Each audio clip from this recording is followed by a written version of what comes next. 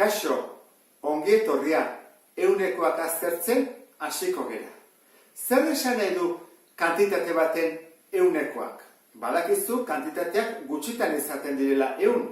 Izate ditugu, 2 euro, edo 20 txampon, edo 107 zerbaitena, baina ehun gutxitan. Zer esan nahi du beraz kantitate baten ehunekoak? Guk ehun zati izango bagenitu, ez ditugu izaten, zenbat hartu beharko genituzke. Ehunekoak direnean, jakintzazu beti direla zuzenak. Ez dugu galetu behar alderatzizkoa dira edo ez diren. Eta eskema hau jarraituko genuke beti. Ezta? Da, guztia eta zatia. Guztian beti dago ehun. Horran, ehuneko zenbat, ehuneko 5, ehuneko 6, ehuneko 7, eta behan ditugu guztia eta zatia. Zera guztia, ada zatia, eta ehunekoa. Orduan, 3 motatako buruketak edo problemak ditugu. Edo galdetzen digute ehunekoa, edo guztia, edo zatia. Ehun beti dago.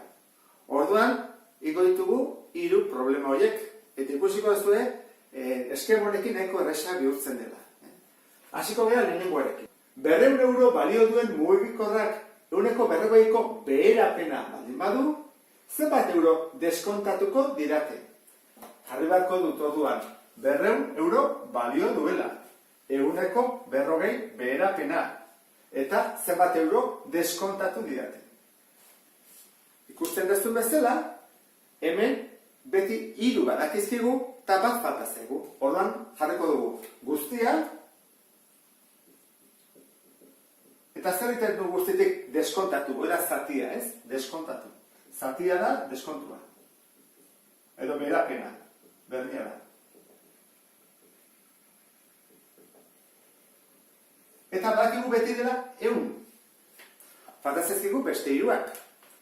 Ehuneko beherapena badakigu zenbat den? Bai, ehun izango bagenitu, deskontatuko dute 40 euro. Horran, ehun izan ezkero, 40 da deskontua.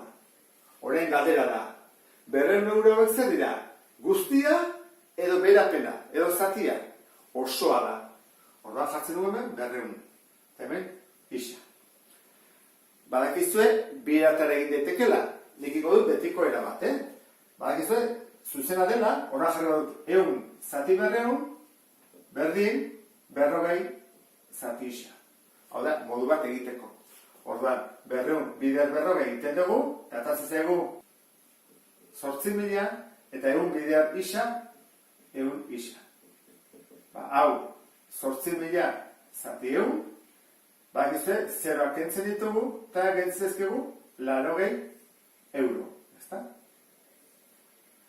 Bazegoen beste erabat egiteko ere bai, beharko da kontuatu zera. Baldin badu, bere prezioa bikoitza, bidazbi, beherapena ere izango da, bikoitza, 80. Hoi askotan egiten dugu, ez dugu kalkulatu behar erantara. Hau izango litzateke lehenengo problema mota. Eta da, zatia falta zaigunean. Orain, bigarren problema dugu. Jokalari batek 20 jaurtiketatatik 14 saskiratu ditu. Zenbatekoa da asmatzen ehunekoa, beraz, bota ditu 20, eta saskiratu ditu 14. Ehunekoa galdetzen digute. Orduan, guztia izango litzateke jaurtiketak,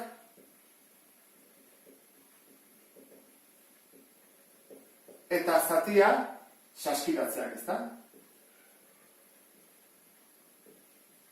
Beraz, zenbat asmatu ditu. Orduan, gu badakigu beti dagoela 100. Faltazezkigu beste 3ak. Zer digute galdetzen? Ehunekoa guztia edo zatia? Guztia eta zatia badakigu. Zergatik? Bota ditulako 20 eta sartu ditulako 14. Orduan, galdetzen digute da ehunekoa. Orduan, ehunetik ez dakigu zenbat sartu ditun. Baina bai badakigula 20tik sartu ditula 14. Orduan hau, 2 botatara ingo dugu. Ingo du lehenengo prozedura jarraituz eta bestela buruz ere bai, ezta? Orduan, nola zuzen ari beti jarriko dugu 100 zati 20, berdin, isa, zati 14. Orduan, guruz biderketa ingo dugu, 1000 berdin 20 isa, eta 20 zatitzen pasatzen baldin bada, zati 20, isaia bakarrik gelditu da, 20 pasadugulako. Horra, nik hau, kentzen ditu zeroak, eta gelditzen ezkit, 14 zati 2, 70 zerokin, ezta? Horra da, 170. Nahiko nada, ezta? 170. Bueno, beste erabat nola ideteke buruz, zuzena denez, hau baldin bada bider bost, hau izango da bider bost. Horran, hau bider bost eginda, atako litzen duke 70. Bueno, nik jarri dut 170. Zergatik galdetzen digutelako 100koa. Hemen bezala, 100koa. Horran, nik jarri behar dut 170. Ez du balio jartzea 70. Honek esan nahi du 100 bota ezkero, 70 saskiratzen lortuko dituzkela. Bere 100koa jarraitu ezkero. Horran, hau da, bigarren problema mota.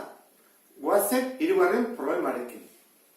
Hitzaldi bateko eserlekuen 60a okupatuta dago. Aretoan, 27 pertsona baldin badaude, zenbat eserleku ditu aretoak? Basiko gehiake. 160 okupatua dago. 27 pertsona daude. Zenbat eserleku ditu? Eserlekuak ari galdetzen, zenbat ditu?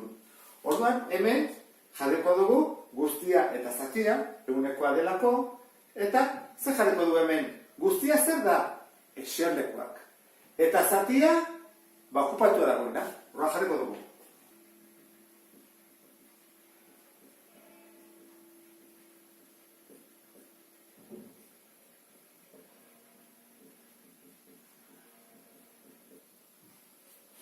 Beraz ditugu guztia eserlekuak eta zatia okupatuak. Zergatik? Eserlekuak ondetezke okupatuak edo okupatu gabeak.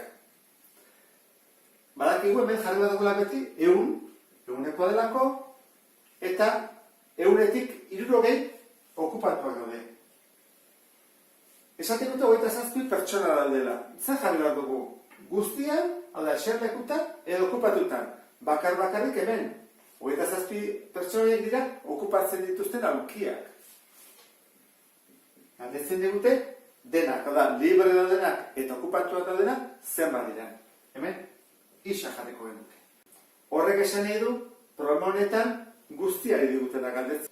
Lehenengo probleman zatia galdetu digute A, bigarren probleman T, 100koa galdetu digute, eta honetan galdetzen digute guztia C. Orduan, beti bezala, zuzena delako, egingo dugu, zatiketan moduan jarri, ezta?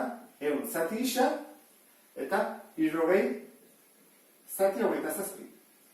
Orain behar dugu, 27 bider 100, 2000 eta 60 bider isa. Zein behar dugu, 60 zatitzen pasa, berdin isa, eta 0 behitzat kenduko ditugu, ezta? Egin behar dugu orduan, 260 zati 6. 6 bider lau, 24, 3, bost, 0. Horra, emaitza 45 dira. Zer jarri behar dugu? 45 eserleku.